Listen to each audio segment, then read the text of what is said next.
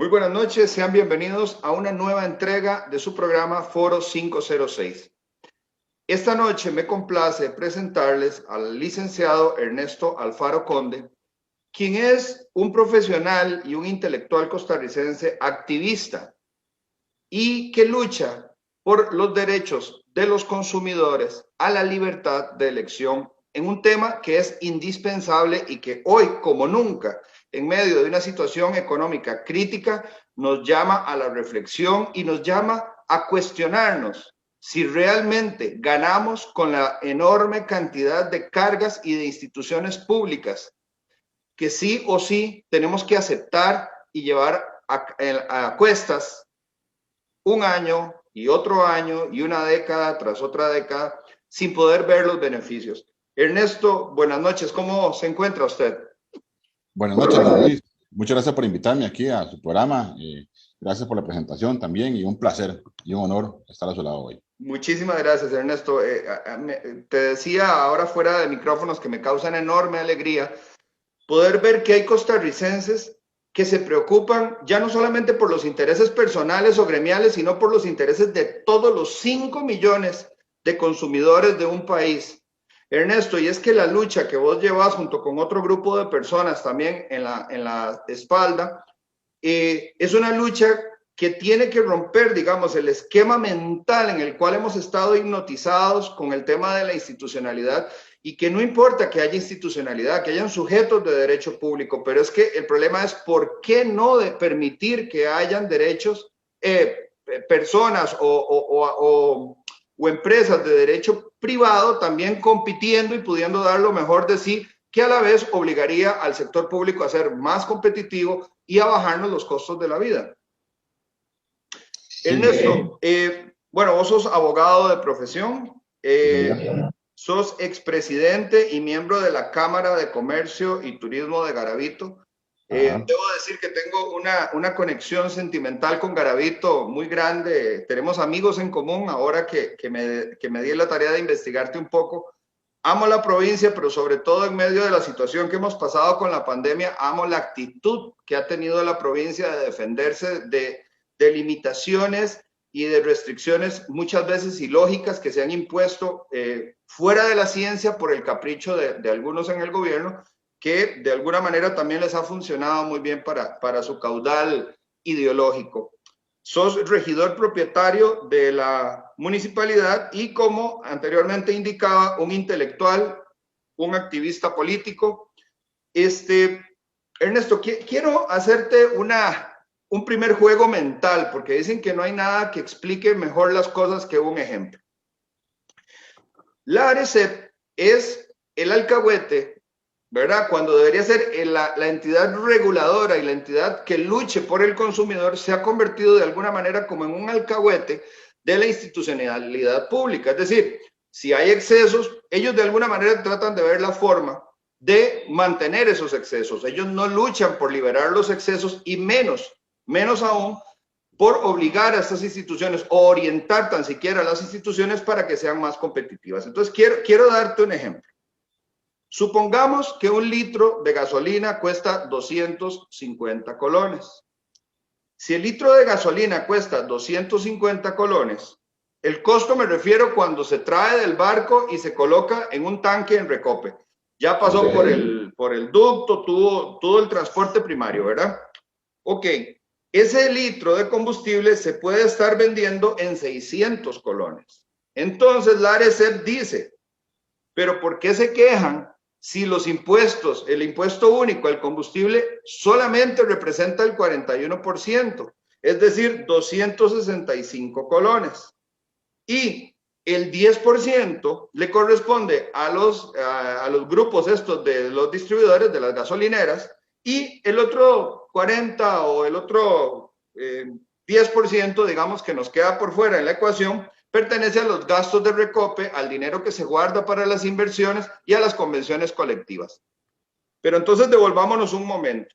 Si el litro de combustible cuesta 250 colones y el impuesto son 265, esto no representa un 41%, es decir, representa un 41% del bloque, pero en realidad se le está metiendo un impuesto de más del 100%, porque cuesta más el impuesto que el litro de gasolina. Entonces nos meten en unas falacias en donde las personas cuando ven el pastel y cortan dicen, ah, pero solo el 41, cuando la verdad es que 265 de 250 es el doble, es decir, es el 100%.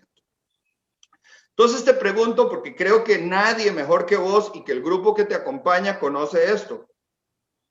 ¿Cómo nace ese sentimiento en este movimiento que se traduce en impotencia para el resto de los ciudadanos y que le impone un pago, un impuesto confiscatorio a los combustibles que a la vez encarece toda la operación económica, toda la productividad, nos roba un poquito del ingreso a las personas, pero también a las empresas? Entonces, ¿cómo visualizan esto y en qué momento nace la incomodidad donde ustedes se despiertan y dicen, no, un momentito, aquí estamos perdiendo todos y ustedes empiezan a organizarse? ¿Cuál es el génesis? ¿Cómo se dio origen a este grupo?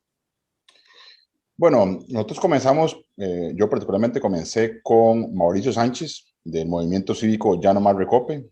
Mauricio Sánchez hicimos junta en algún momento de nuestra vida y comenzamos a empujar el movimiento Ya No Más Recope.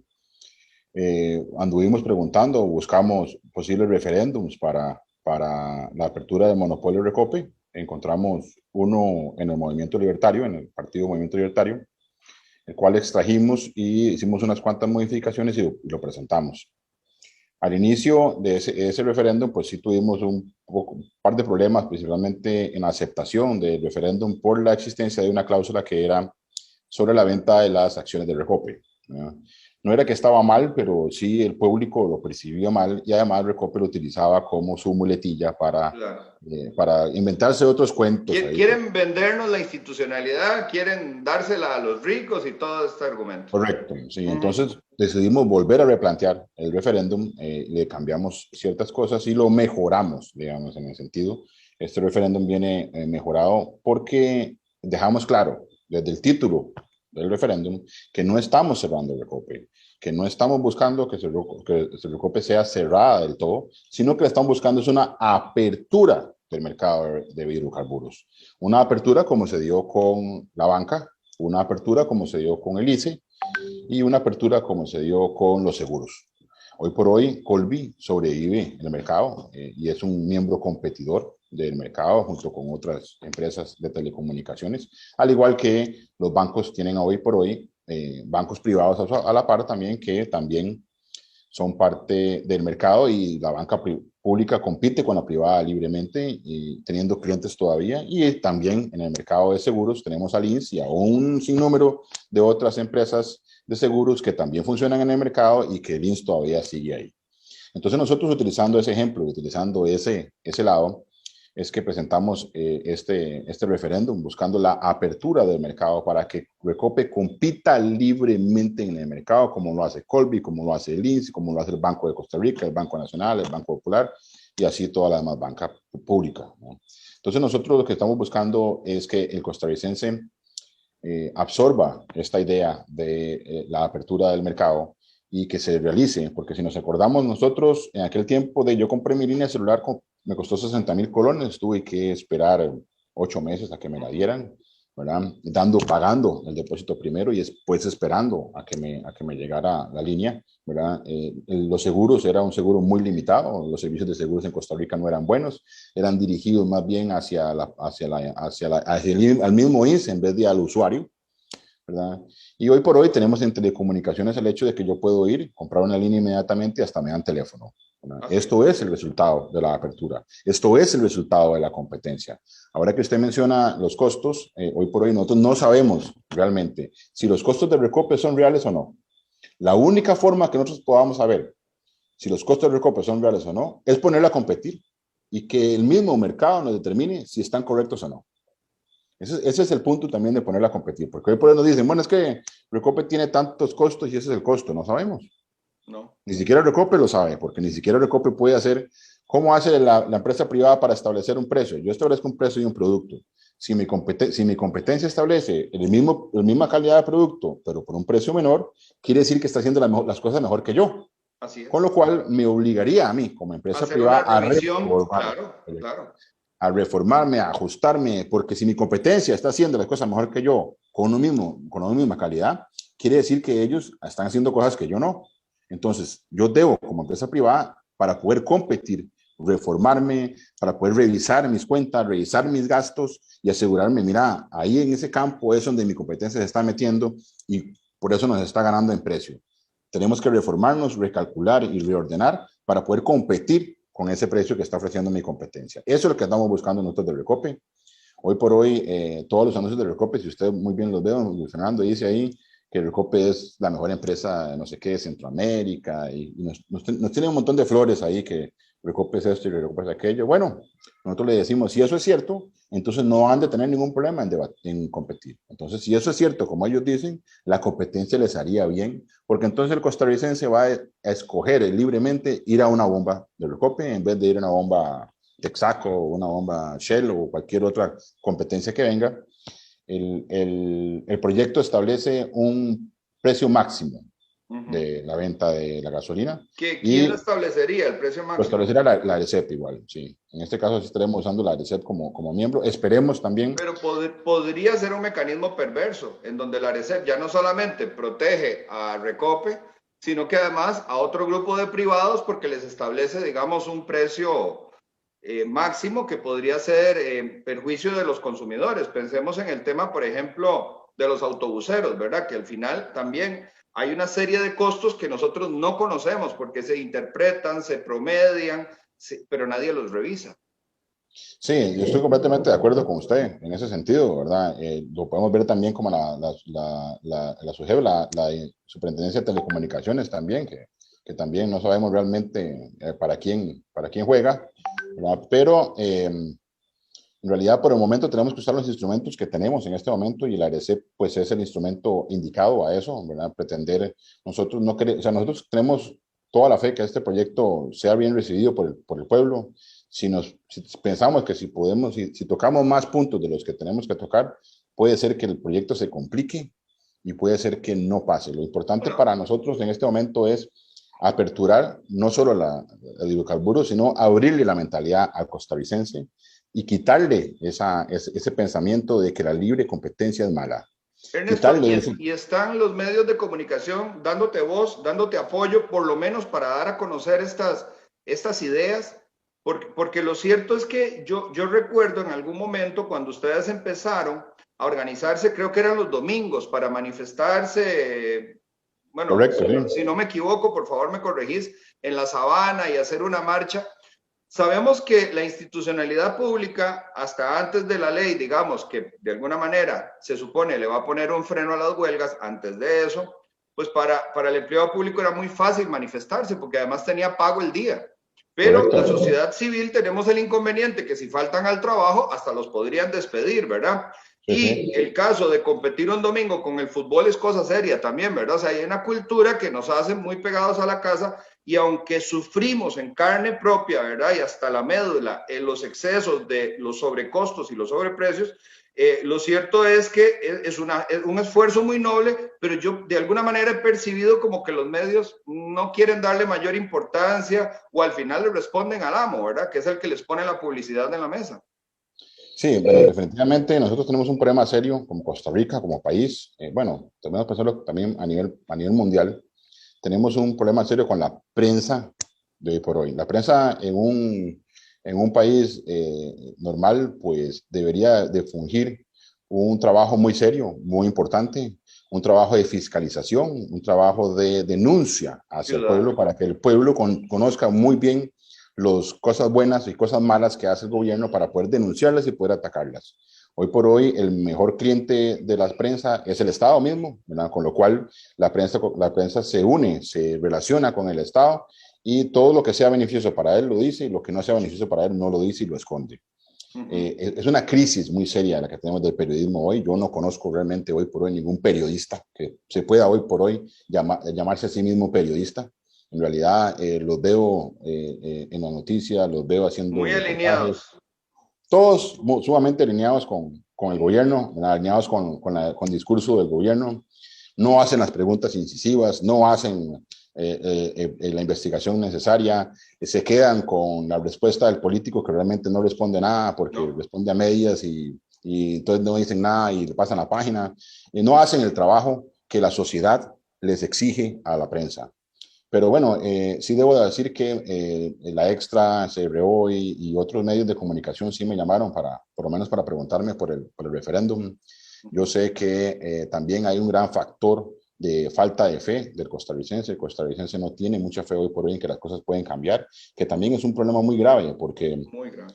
nosotros como políticos, y en ese caso me incluyo porque soy regidor desde hace rato, nosotros como políticos tenemos un jefe muy malo, un jefe que no fiscaliza, un jefe que no pregunta, un jefe que no revisa las cuentas, un jefe que no le importa realmente lo que esté pasando en el gobierno, aun en cuando le está costando dinero. El concepto de que los impuestos son un robo, perdón, es un concepto que he estado empujando mucho yo. ¿Por qué? Porque es necesario, a mi criterio, que el costarricense entienda que está bien, yo en cierta manera reconozco que de alguna manera el Estado es necesario y por un momento, ¿verdad? Y debemos de alguna manera financiarlo, pero financiar lo mínimo del Estado. No financiar este montón de cosas que la gente cree que son el Estado o que debe ser el Estado y nos está costando a usted y a mí un platal. Es un país carísimo, este país, y la gente se pregunta por qué, y es por el gobierno, y es por los impuestos, y es por ese mercantilismo tan ensañado que tiene Costa Rica en su estructura política. Aquí, si usted no está sentado con el gobierno, no hace negocios. Y aquí hay mucho empresario. Vamos a ver, aclarar la diferencia entre empresario y empresario. Empresario es aquel que lucha en el libre mercado y compite libremente, le gana a la competencia. Y empresario es lo que sobra en Costa Rica, que es aquel empresario que necesita de la ayuda del gobierno, necesita de la muleta del gobierno para poder acabar con sus competidores y mantenerse en el mercado. Costa Rica está lleno de empresarios. Aquí en Costa Rica no le gusta competir. Si en Costa Rica usted al empresario le dice, mire, tiene que competir en libertad y a ver cómo gana, no, entonces así no me gusta jugar. Ese no quiero jugarlo. Yo quiero jugar con el Estado para que el Estado vaya de bully a donde mi competencia y le meta impuestos, le meta subsidios o me dé subsidios a mí para yo poder competir mejor o le meta regulaciones excesivas, en fin. Costa Rica está enfrentando un proceso muy serio. Las elecciones que vienen ahora, el 2021, son elecciones muy importantes para nuestro país, de escoger de nuevo a la izquierda. Costa Rica vivirá un momento muy duro, ¿verdad? Pienso que a nivel personal, y esa es mi opinión, pienso que en el 2022, si escogemos de nuevo a la izquierda, habrá mucha gente por primera vez en este país buscando migrar, ¿verdad? Costa Rica no tiene una tradición de ser un país de gente que migra, pero después del 2022, si no elegimos bien la ruta que vamos a escoger como país, mucha gente va a emigrar y el problema con esto es que la gente que sí tiene capacidad, la gente que sí tiene dinero, la gente que sí tiene conexiones, la gente que sí tiene Estudios, estudios, preparación, preparación, conocimiento. conocimiento, podrá hacerlo porque puede competir afuera. Quien se quedará aquí serán los más pobres, serán los más necesitados, serán la gente que menos capacidades tiene y menos calidades tiene y será el que más sufra, ¿verdad? Así es. Entonces, muchos, pues, gracias a Dios, en alguna manera, pues, si es posible, tendremos la posibilidad de irnos del país, pero muchos pobres no tendrán esa posibilidad y tendrán que quedarse aquí a pagar las cuentas de los políticos abusivos y de la burocracia requete excesiva que tiene este país para todo. Entonces, por ahí vamos. Ernesto, vamos a ver, hay una duda que yo tengo personalmente. No quise investigar la respuesta para que vos nos la pudieras ilustrar, digamos, nos pudieras explicar. Algunas personas dicen que esta aberración, este impuesto único a los combustibles, que como ya expliqué, no es el 40%, sino que básicamente por un litro de gasolina pagas un poco más de un litro de impuestos, digamos, es el doble. Esta aberración fue una ley aprobada en el año 2001. Si la memoria no me falla, en el 2001 el que estaba era Miguel Ángel Rodríguez. Pero vos sabés si esto fue una obra de la administración Figueres que se aprobó hasta Miguel Ángel Rodríguez, o de quién fue esta aberración, esta genialidad macabra, digamos, para destruir la economía y la productividad del país. porque no ha contribuido en nada. Lo único que ha hecho es darle caja chica al gobierno para que sea más dispendioso aún. Sí, yo creo, sí, me puedo equivocar, pero creo que es una iniciativa de José María Figueres, creo, ¿verdad? Que fue, como usted dice, realizada en el siguiente gobierno, ¿verdad? Y sí, realmente es un impuesto indecente, ¿verdad? Un impuesto que realmente lo único que le da es más plata a los políticos para que se la sigan robando, más plata a los políticos para que sigan dando dádivas a sus empresarios, más plata para los políticos para que sigan ellos, entre ellos mismos, arreglando para robarle al pueblo más plata todavía. Costa Rica es un país sumamente rico. Ernesto, y yo no sé si vos te recordás, pero estos siempre o se venden con nombres muy pomposos, ¿verdad? Que esconden las intenciones ocultas, o bien se crea una institución. Entonces, esta ley nos la vendieron con las hermanitas perversas. Creo que fue el CONAVI el que se hace simultáneamente. Entonces se dice que es que el impuesto nos va a permitir carreteras de primer mundo y que vamos a tener puentes como los Estados Unidos a desnivel, y nunca llegaron los puentes. Y lo que más bien se creó fue un chanchito, ¿verdad? Un chanchito donde se ponen monedas para el ahorro, pero para financiar amigos del gobierno de empresas constructoras que eran muy pequeñas, muy insignificantes, y hoy en día son unos monstruos de empresas que ya inclusive trabajan en otros países. Vamos a ver, ¿vos crees que en algún momento lo pudieron hacer funcionar o siempre vino mal? Es decir, el impuesto simplemente lo que hizo fue entregarle a raudales dinero al gobierno. Bueno, yo no confío nunca en el Estado, ¿verdad? Siempre dudo de todo lo que me dice, ¿verdad? Y a veces hasta pienso primero al revés para casi que asegurarme que están mintiendo. Este impuesto, bueno, y al igual que el CONAVE y todas esas instituciones que hace el gobierno, lo hace porque los políticos dependen mucho de los votos de los empleados públicos. Entonces, ¿qué es lo que hacen? Lo que hacen es aumentar la planilla del empleado público para garantizarse la votación en la siguiente elección. Ernesto, pero ¿serán leales, serán fieles esos votos o cambian al mejor postor? Es que realmente este país ha sido gobernado por la misma ideología toda la vida, ¿verdad? Cierto, Entonces, poner a Juan o poner a Pedro, digamos, poner al PUSC o poner al PLN es lo mismo. Yo mismo cliente. Nada más quitarte vos para ponerme yo, este año me toca a mí, este año le toca a usted, este año me toca a mí, este año le toca a usted, pero realmente la ideología, las bases de la ideología son las mismas. Entonces, realmente para ellos, si está Juan o está Pedro, es indiferente.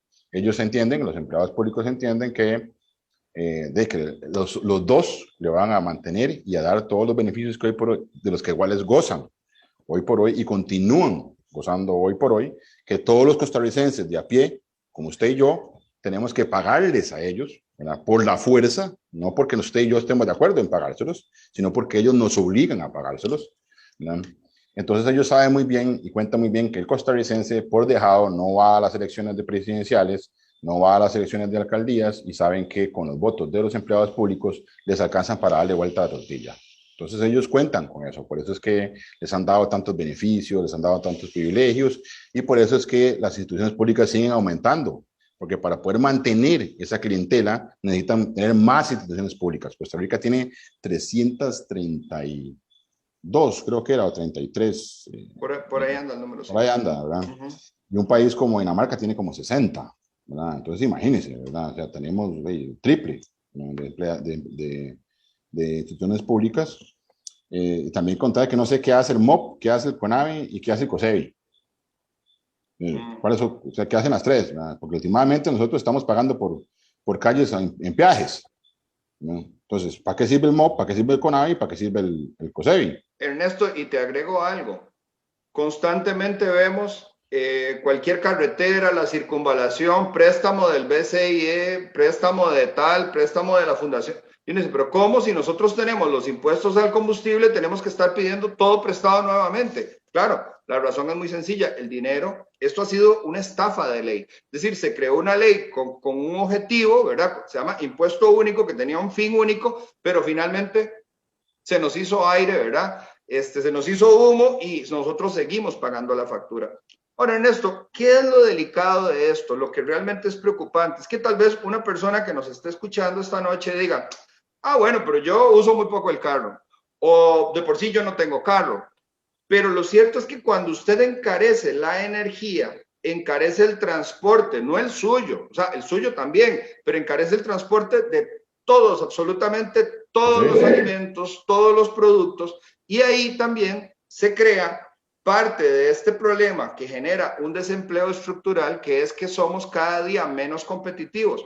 Cuando vos tenés que pagar en Costa Rica una gasolina de 700 colones y te vas a Panamá el mismo día, cruzas la frontera y vale 300 colones, entonces te das cuenta que el costo de producir en Panamá, que además es un país muy estable y tiene cosas muy positivas, ¿verdad? No es un país en guerra ni nada por el estilo, eh, es, al menos en el tema de los hidrocarburos, mucho más competitivo. Y hoy Panamá además está poniendo zonas francas, y hoy Panamá tiene un canal ampliado, y hoy Panamá está haciendo minería de cobre, entre otras cosas. Entonces, ¿qué es el problema? Que el aumento artificial en el costo de los combustibles, porque además viene otro tema, que es el precio internacional del petróleo. Entonces, uno puede entender que cuando el petróleo sube, pues el precio del combustible, que es un derivado del petróleo, suba.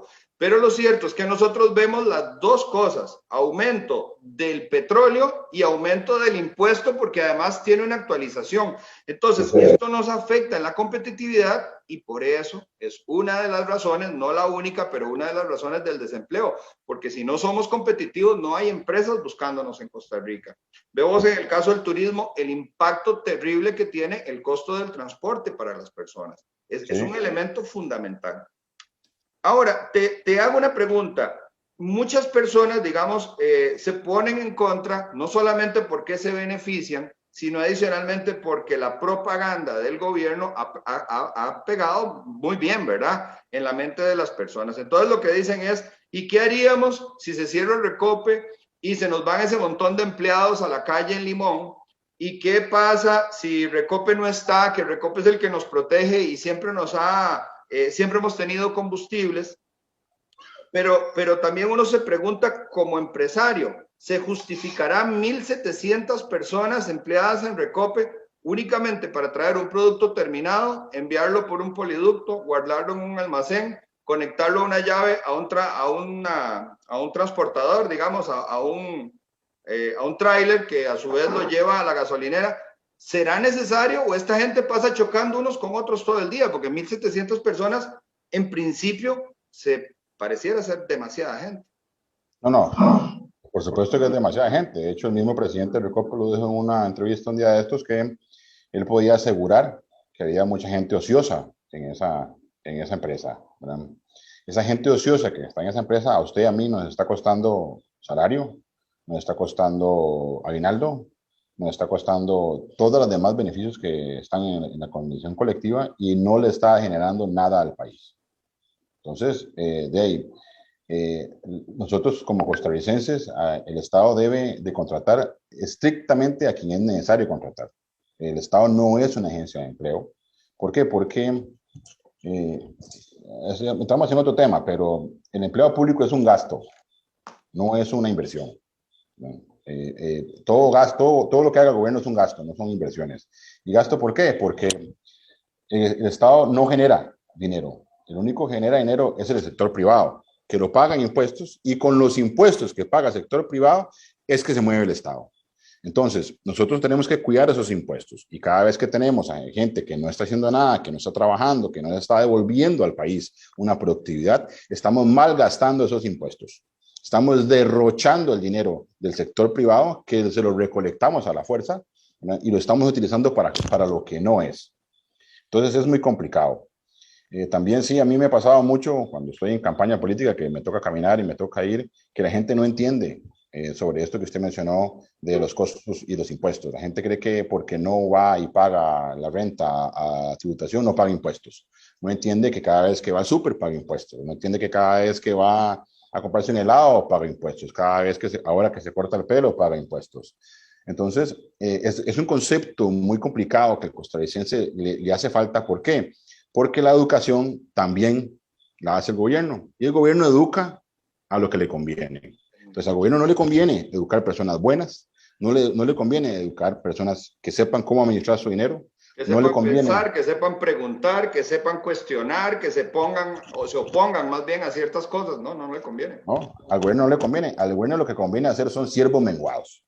Y eso es lo que ha hecho, lo ha hecho muy eficientemente al día de hoy. Tanto es así que los índices de educación de Costa Rica pues son bajos ahora, ¿no? Los resultados de la educación son bajos ahora y estamos gastando creo que 3 veces más de lo que gastábamos hace unos años, teniendo aún menos gente en las escuelas, ¿no? Porque Costa Rica antes cada familia tenía 8, 7, 5 hijos, ¿no? Hoy tiene 1, 2. Entonces las escuelas no es que tienen más niños que tenían antes, ¿no? Pero nuestra educación sí sale más cara que la que estaba antes, aun en cuando no hay ni siquiera estudiantes. Entonces, claro, por todo lado nosotros nos están dando, digamos, para decirlo así, y pues es muy necesario que comencemos nosotros los costarricenses a luchar en contra de esto, porque si no, este país se va a volver completamente inviable para trabajar, inviable para vivir, inviable para estar, y nuevas fronteras deberemos de buscar. Así es. Ernesto, yo estoy muy de acuerdo con tus planteamientos, pero bueno, este proceso es, ¿cómo se llama? O sea, el haber pasado por el Tribunal Supremo de Elecciones es apenas ganar una batalla, no la guerra, ¿verdad? Esto van a venir porque posterior al referéndum, entiendo que lo que autoriza es mandatorio para que la Asamblea Legislativa cree una ley, ¿verdad? Que pueda romper el monopolio, quitar esa palabra odiosa del monopolio y ahí vendrán otras luchas. Pero, como bien vos decías, la publicidad, la educación ha hecho que el mismo costarricense sea el vector que defienda la institucionalidad de esta y la defienda, bueno, cuando se dio el tema del ICE, fue una lucha que muchos celebraron, pero lo que hizo fue retrasar, digamos, más bien, y hoy en día pagamos una factura eléctrica muy cara producto de ese, digamos, lucha ideológica que se dio en las calles, que algunos la celebran como un gran triunfo. Yo particularmente creo que fue una gran pérdida para el país, porque en ese momento podríamos tener proveedores eólicos privados, proveedores de energía solar privados, que podrían estarnos bajando la factura, pero no, lo cierto es que lo que ganaron fueron los sindicatos y los grupos, digamos, que tienen esta afinidad. Ahora, te pregunto yo, Roberto Thompson presenta un proyecto de ley para que los impuestos se bajen al menos a un promedio del costo de los impuestos de la región. Es decir, Guatemala, Honduras, El Salvador, Nicaragua y Panamá, que sería el que más baje, y posiblemente los del Caribe, supongo, para hacerlos competitivos con respecto a los países, digamos, valga la redundancia, con lo que nosotros en teoría estaríamos compitiendo en el mundo, colocando los productos y la industria y los servicios y demás. Ok. Por el otro lado, el señor Avendaño presenta un proyecto que es cierre de Recope, así tal cual, ¿verdad? Que me parece que podría ser un proyecto que no sea más que vender humo, ¿verdad? Porque suena muy popular, pero que podría alzar un poquito de expectativa y de comentarios solamente para que les alcance, digamos, para la parte electoral, digamos, ganar algunos adeptos. Por el otro lado, Pedro Muñoz presenta otro proyecto que es reducir los impuestos. Yo no sé en qué porcentaje, pero mi pregunta es esta. Pensando mal, ¿no serán estos proyectos para de alguna manera bajarle la intensidad a la protesta ciudadana o al aglutinamiento de pensamiento ciudadano que busca, digamos, la apertura del Recope? ¿No es esto iniciativas para proteger el status quo y decir, bueno, no, ya no vayamos a la calle, si de todas maneras el diputado va a presentar un proyecto que nos baja los impuestos? ¿Es esto anestesia o al contrario, van por el camino correcto? ¿O exactamente esto compite con la apertura, digamos, a través del referéndum que ustedes están tratando de impulsar? Bueno, eso es un problema de ideología, ¿verdad? No quiero yo meterme mucho en la ideología política porque no quiero tal vez meterme en otro campo tan profundo, pero es básicamente lo que estaba hablando antes, ¿verdad? Es un mercantilismo. Obviamente, en gran parte, el proyecto del señor Thompson y el proyecto de don Pedro Muñoz, pues lo que busca es mantener el monopolio de Recope, ¿verdad? Entonces, dejar las ¿verdad? cosas igual y nada más. Pero que nos cueste menos. Que algo se cambia. Sí, pero que nos cueste menos. Entonces, ¿qué quiere hacer? Quiere que las cosas se queden como están. Nada más quieren bajarle un poquito nada más el monto para que el costarricense acepte, continúe aceptando esta relación perversa de monopolio de hidrocarburos, ¿verdad? Y tener a todo el mundo contento. Es como quien le reza a Dios y al diablo. Tengo los empleados públicos contentos porque no voy a echar a ninguno de los 1.700 que están ahí, ¿verdad?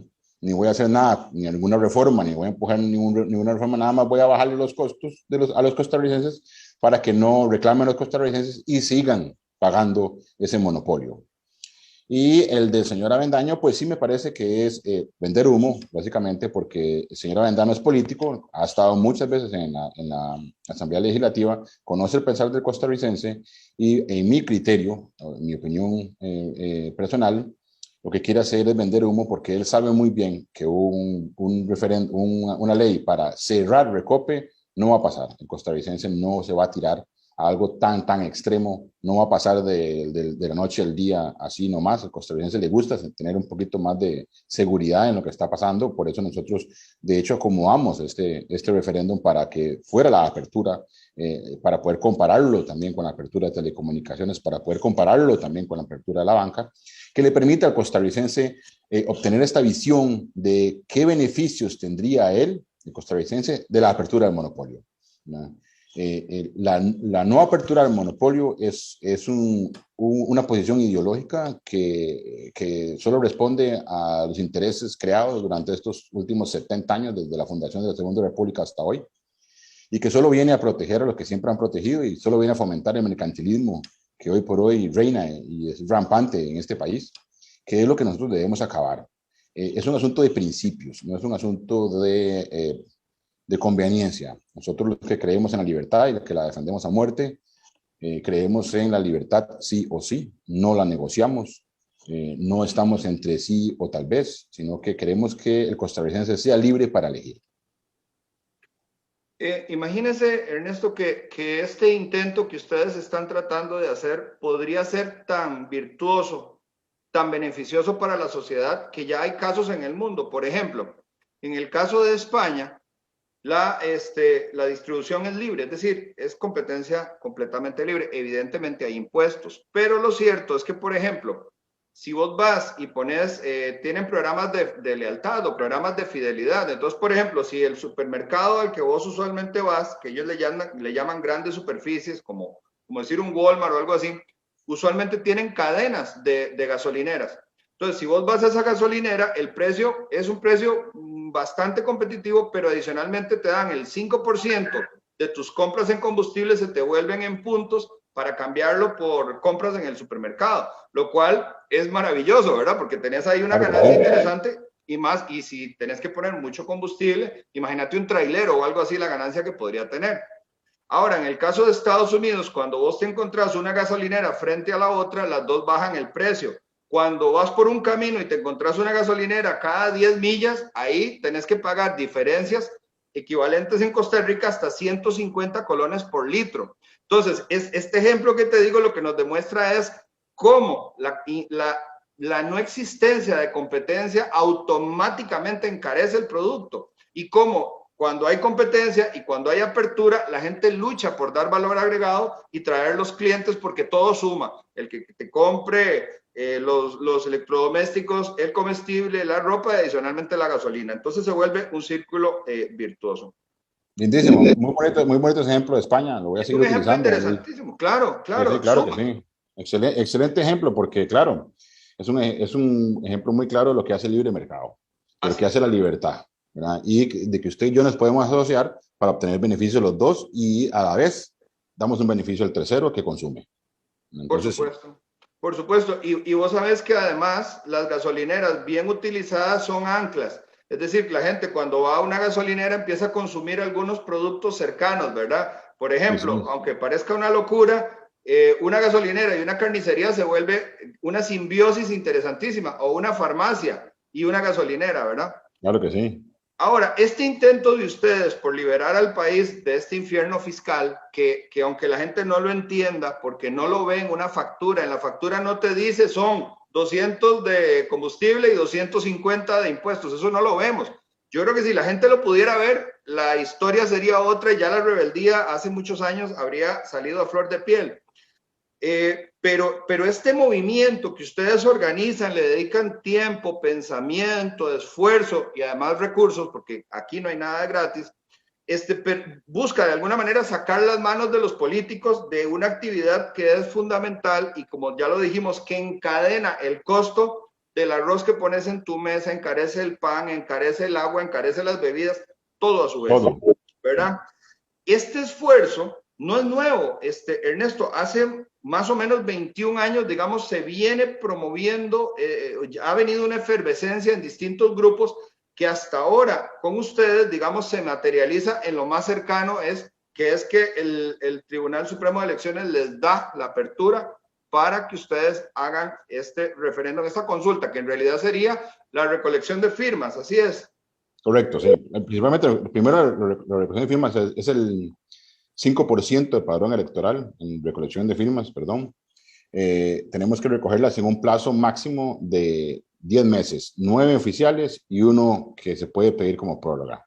Entonces son 175,000 firmas, 176,000 firmas como mínimo, ¿verdad?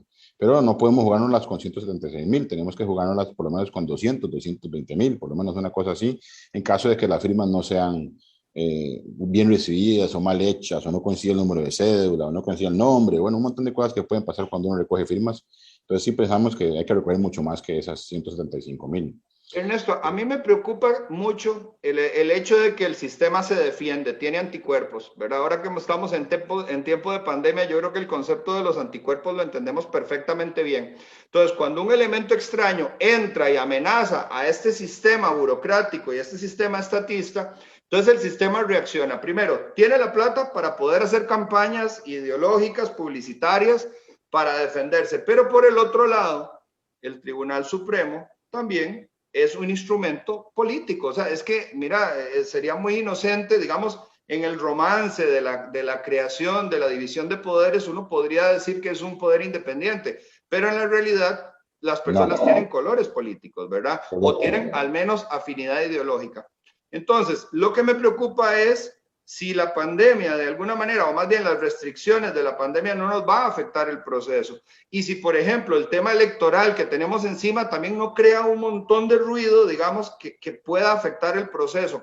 Entonces, ¿cómo visualizan ustedes cuál es el momento oportuno de hacer esta movilización, digamos? Y lo segundo y lo más importante, ¿cómo te pueden ayudar o te podemos ayudar los que estamos de acuerdo, los que queremos que se abra el monopolio de Recope? O sea, ¿cómo puede colaborar el ciudadano para hacer más fuerza aún? Ok, hoy por hoy hicimos una consulta al Tribunal Supremo de Elecciones para varias cosas. Primero, para saber cuál es el formato que hay que seguir en las firmas. ¿Qué leyenda debe tener la hoja de recolección de firmas? Segundo, queremos que el Tribunal Supremo de Elecciones nos permita y nos autorice la recolección de firmas digitales, que se pueda hacer por medio digital. Ahí nos abriría una gran puerta porque creo que ese 7% de la población de este país tiene firma digital. Con lo cual, si todos los de firma digital firmaran el documento, ya con eso salimos con el 5% del padrón electoral y con la firma fija porque es una firma digital. Ya el gobierno abierto así lo ha aceptado la firma digital como una firma válida, no veo por qué vayan a decir que no, pero el problema, como usted bien dice, es que el Tribunal Supremo de Elecciones es un ente aparte, tiene su propia regulación, sus propias leyes, a mi concepto, en muchas formas viola la Constitución política, viola los mismos códigos de la pirámide de Kelsen que llamamos nosotros, ¿no? En el sentido de que tira resoluciones que no van acorde con las leyes del país, diciendo que ellos tienen un fuero especial de protección, inventándose no sé qué cuentos, entonces limitan la participación del costarricense y limitan la democracia a la hora de establecer sus regulaciones. Pero bueno, tenemos fe, de alguna manera, que el tribunal nos autorice la recolección de firmas por medio digital, lo cual nos ayudaría mucho. Y también estamos solicitando la posibilidad de utilizar otros medios tecnológicos como change.org, que también es un sistema que nos podría ayudar mucho a recoger firmas. No hemos obtenido la respuesta sobre eso, aunque ya está en tramitología, esperamos obtenerla pronto. Por el momento, la recolección de firmas está suspendida por el Tribunal Supremo de Elecciones debido al COVID. Entonces, también estamos gestionando para que nos digan cuándo piensan autorizar la recolección de firmas. Y nosotros como grupo, pues tomamos una votación entre el grupo y decidimos entre todos que vamos a tirar este proyecto ahora en tiempos de elecciones, porque queremos saber realmente quién es quién en la esfera política. Queremos saber si hay realmente algún candidato allá afuera que tenga la valentía y tenga las agallas y tenga las verdaderas ganas de cambiar este país, o si estamos llenos más de lo mismo y vamos de nuevo a quítate vos para ponerme yo. También con respecto a los diputados, también queremos ver cuáles diputados realmente tienen las agallas y la fuerza y la valentía de defender al pueblo costarricense, de darle al pueblo costarricense la posibilidad de estar mejor, de darle al pueblo costarricense la posibilidad de levantarse, de trabajar, de salir de su pobreza y pasar a una clase media, pasar a una clase rica a punta de trabajo, esfuerzo y sacrificio. Entonces, por el momento, estamos suspendidos en eso. Apenas nosotros tengamos respuesta del Tribunal Supremo de Elecciones, vamos a hacer anuncio correspondiente. Hasta el momento, pues no tenemos fondos, así como grandes fondos para hacerlo, pero de aquí, caminante no hay camino, se hace camino al andar, dijo aquel, ¿verdad? Entonces, de nosotros no nos vamos a arrugar de ninguna manera, ¿verdad? Vamos a empujar este proyecto hasta llegar a concretarlo, porque eso somos nosotros. Nosotros no visualizamos un fracaso de ninguna manera. Ernesto, ¿vos crees, de alguna manera visualizás que si este movimiento resulta exitoso, si lograra manifestar la opinión de un grupo de costarricenses que despiertan, digamos, y que ven que realmente esto es un problema directo que tiene que ver con ellos, porque el problema es que van y todos pagamos altos costos, pero pareciera que la gente no cree que es con ellos, ¿verdad? No sé si será que nos tienen secuestrados como en una burbuja y no vemos al vecino, no tenemos la capacidad de observar, de leer periódicos, de ver cómo es el costo de la energía en Europa o en Estados Unidos y decir, ¿y por qué nosotros tenemos que estar pagando más para mantener a la empresa orgullo de los costarricenses? O nos ponen un essential y ya eso tenemos que creernos, digamos, un eufemismo, ¿verdad? O la publicidad esa que nos dice que somos potencia mundial en algunas cosas y entonces de alguna manera nos anestesia, ¿verdad? Nos mantienen una hipnosis que nos cuesta realmente como pueblo despertar, ser más activos. Pero vos crees, digamos, pensando muy positivo, viendo hacia el futuro y entusiasmándonos un poco, que esta podría ser la llave que abra una serie, digamos, de puertas que también han estado, son unas puertas muy selectivas porque permiten, como vos decías, entrar a grupos muy privilegiados, ¿verdad? Afines a los gobiernos, pero al ciudadano común se le cierran en la cara. Entonces el ciudadano común dice, pero es que aquí que no me toquen el Banco Nacional, pero lo cierto es que el Banco Nacional le niega el crédito o no le pone las mejores condiciones. A mí que no me toquen el ICE, pero el recibo se lo encarecen a como sea porque le pasan al costo a la factura. Entonces, ¿crees vos que esto podría ser ese elemento catalizador, digamos, que de alguna manera empiece a liberarnos la mente y al mismo tiempo el bolsillo y que pueda empezar a cuestionar esas otras instituciones y grupos, o sea, gremios protegidos, afiliados al gobierno? ¿Podría ser ese vector de cambio para la sociedad costarricense? Bueno, yo principalmente, y también porque me metí en política hace mucho tiempo, también lo hice por la razón de que yo sí creo en el costarricense. En el costarricense, no en el tico. No, yo sí creo en el costarricense. Creo que allá afuera hay muchos costarricenses que realmente entienden lo que está pasando y que realmente quieren ver un cambio. Tal vez no ha habido la opción real para hacerlo. Tal vez no se lo creían antes, pero la idea de nosotros es darle esa fe al costarricense, al que ama este país, al que realmente lo quiere, para que tenga la oportunidad de luchar en contra, de luchar para que las cosas cambien, y queremos darle esta herramienta a ese costarricense para que sea la semillita, porque una vez que usted expande una mente con conocimiento, ya no la puede contraer. No. Ya no la puede contraer. Entonces, una vez que usted absorbe y entiende las cosas que están pasando, y una vez que usted abre los ojos y se da cuenta cómo es que el gobierno y el Estado le roban a usted, costarricense, cuando se dé cuenta costarricense de lo que está pasando, el costarricense se va a levantar y va a acabar con este corporativismo, con este mercantilismo indecente que nos tiene a todos pobres. Costa Rica realmente no tiene ninguna sola razón por qué ser pobre. En Costa Rica no debería haber pobreza porque el costarricense produce dinero y produce riqueza como casi ningún otro país. A mí me sorprende lo que el costarricense hoy por hoy produce y lo veo como costarricense en las calles, que aun cuando nos tienen los brazos y las piernas amarradas, el costarricense aún así tiene la esperanza de volar, tiene la esperanza de crecer. Y yo sí creo que hay suficiente gente allá afuera que va a querer un cambio y le vamos a dar el primer peldaño para que lo construya, para que construya una Costa Rica libre, para que construya una Costa Rica mejor. Entonces yo sí creo que este va a ser el primer peldaño que vamos a sembrar para el futuro, las futuras generaciones que tengan unas oportunidades como las que yo realmente crecí, o que tal vez usted también, don Luis, cuando Costa Rica era un país próspero, un país que prometía que usted trabajaba, se esforzaba, se comprometía y se sacrificaba y obtenía resultados con respecto a eso y podía pensar salir de su clase pobre a una clase media, de su clase media a una clase media media, de su clase media a una clase media alta y así sucesivamente.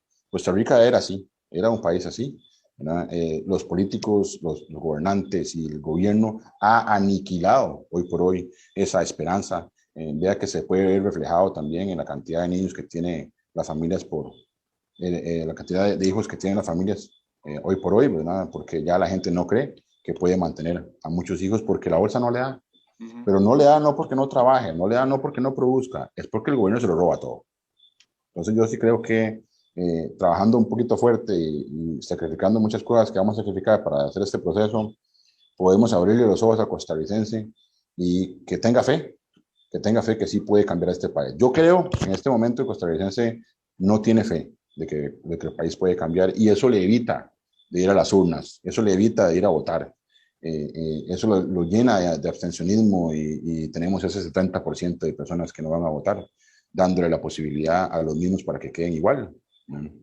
En la política no hay espacios vacíos, entonces si usted se abstiene de votar, alguien va a llenar ese campo y tal vez no sea la persona que usted quiera que sea que llene ese campo y usted por no ir a votar le dio espacio a esa persona. Entonces sí, yo tengo toda la fe que el costarricense quiera cambiar este país y queremos darle esa luz de esperanza con este proyecto. Pues yo te felicito y te reitero una vez más, me da una alegría enorme tenerte acá y bueno, ver que hay personas, como vos decís, costarricenses, ¿verdad? Que están realmente comprometidos, que entienden ese pesar y ese dolor, esa tristeza que muchas familias están viviendo hoy, ¿de dónde viene? Ahora, vos decías algo que es muy valioso. Yo cuando estudié Derecho como segunda carrera, y uno veía, digamos, aquella ley de iniciativa popular, que es donde un grupo de ciudadanos se organizan y montan un proyecto de ley y se le lleva a la Asamblea Legislativa, y suena muy bien, pero resulta que empieza a encontrar trabas. Y entonces esa ley tiene que adoptarla un diputado, no es mandatario. Cuando vos ves que se abre, digamos, esta posibilidad del referéndum, se parece un poquito como cuando se abrió la sala constitucional, que de repente una señora estaba con cáncer y la caja le dijo, venga en 4 años. Y dijo, no señor, fue y puso un recurso de amparo y le dijeron, la ponen de primera, porque esto es la vida de esta persona. Hoy en día el costarricense sí es extremadamente judicializado, pero es porque ha conocido, digamos, que algunos instrumentos bien que mal funcionan, ¿verdad? Por ejemplo, la sala constitucional tiene que andarle reparando las tortas a todas las instituciones, ¿verdad? Con el dolor de que no lo paga el funcionario, lo paga la institución, por lo tanto lo pagamos nosotros mismos. Pero correcto, sí. Creo que solo hemos celebrado un referéndum que fue el del Tratado de Libre Comercio, lo cual a mí me parece un despropósito teniendo un instrumento tan valioso, pero también en mi opinión, te lo voy a decir, creo que el tribunal no ha fomentado el instrumento, no le interesa que muchas cosas se discutan ahí, se diriman donde corresponde y le pasa la responsabilidad a la Asamblea Legislativa. Yo sí espero, Ernesto, que esto sea algo muy exitoso. Creo que puede ser algo virtuoso porque también abre muchas ventanas. Pero para cerrar esta noche, esta conversación que hemos tenido, yo quisiera de alguna manera, si se nos escapó en la conversación, ver, vamos a ver, qué beneficios adicionales que no hayamos hablado, si es que a lo mejor los abarcamos todos, podría tener el ciudadano con una apertura de Recope, porque al final de cuentas la gente siente como que va a perder algo, pero no sabe qué va a ganar. Entonces yo te preguntaría, ¿qué crees vos que al ciudadano realmente le va a beneficiar y en qué podría afectarle la apertura de Recope? Bueno, primeramente Primeramente la libertad de elegir. Ganar nosotros la libertad de elegir es esencial para que nosotros podamos decidir a quién le compramos qué. La capacidad también de liberar este mercado cautivo que tiene Recope. También vamos a tener la posibilidad de dejar de pagar los privilegios y las gollerías que nos obligan a pagar de los empleados de Recope, los abusos que tiene el gobierno, y también vamos a poner en cinta al gobierno en cierta manera porque ya no va a poder utilizar a Recope como su caja chica, va a tener que ver cómo hace para reformarse, para poder obtener ese dinero que va a perder. Entonces, beneficios son muchos, yo realmente no le veo nada malo que pueda obtener el costarricense porque se le libre el mercado. Vamos de nuevo con los ejemplos que pusimos antes. En telecomunicaciones hemos recibido cualquier cantidad de ventajas, los disfrutamos hoy por hoy usted y yo. Voy a Claro, voy a Movistar, voy a Tigo, voy a cualquiera que yo creo yo vaya, me atienden, y si no me atienden me puedo pasar a la sala de enfrente y además los puedo amenazar. Mire, señor, si usted no me atiende bien, me paso para el frente. Y entonces ahora sí venga para acá, yo lo atiendo bien y le doy su atención. Hoy por hoy no podemos hacer eso con Recope. No podemos hacer eso. Mire, usted no me atiende bien, vaya a ver, usted qué, a ver, consigue gasolina. ¿No? Y esa es la actitud que tiene el gobierno, que tiene Recope para con sus usuarios. Y cambiarle la mentalidad a este país sería una ganancia increíble. Podríamos soñar con una Costa Rica más grande, con una Costa Rica realmente capacitada para crecer, para estar mejor cada día, para tener más y mejores productos, para tener más y mejor educación, para tener más y mejores oportunidades para nuestros niños, para nuestros jóvenes. O sea, el cambio de mentalidad hacia un mercado abierto, hacia una competencia abierta, nos dará a nosotros como costarricenses lo necesario para poder competir a nivel mundial. Costa Rica y los costarricenses tenemos toda la capacidad del mundo para competir a cualquier nivel en que estamos. Los únicos que nos disparamos en el pie somos nosotros mismos.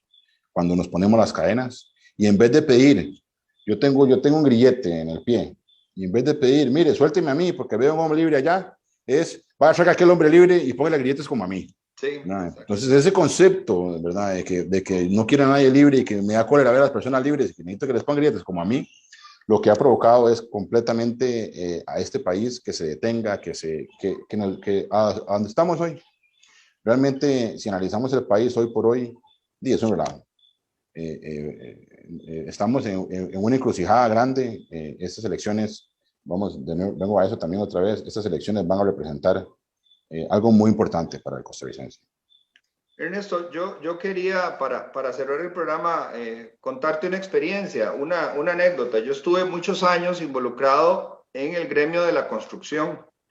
Yo no sé si vos sabés, pero el gremio de la construcción es el que tiene más protecciones. Hay protección al cemento, porque en realidad hay un duopolio en donde se ponen de acuerdo para subir el precio y nunca para bajarlo, ¿verdad? Correcto, sí. Tenemos protección a la varilla, porque resulta que allá en los años 60 hubo una ley que se llamaba la ley de sustitución a las importaciones. Empezamos a ver hacia adentro y a decirle a los empresarios, si usted viene a invertir acá, yo pongo un arancel muy alto de tal manera que usted tenga un margen para competir y con esa ganancia usted me le da trabajo y me desarrolla, digamos, el empleo un poco más técnico.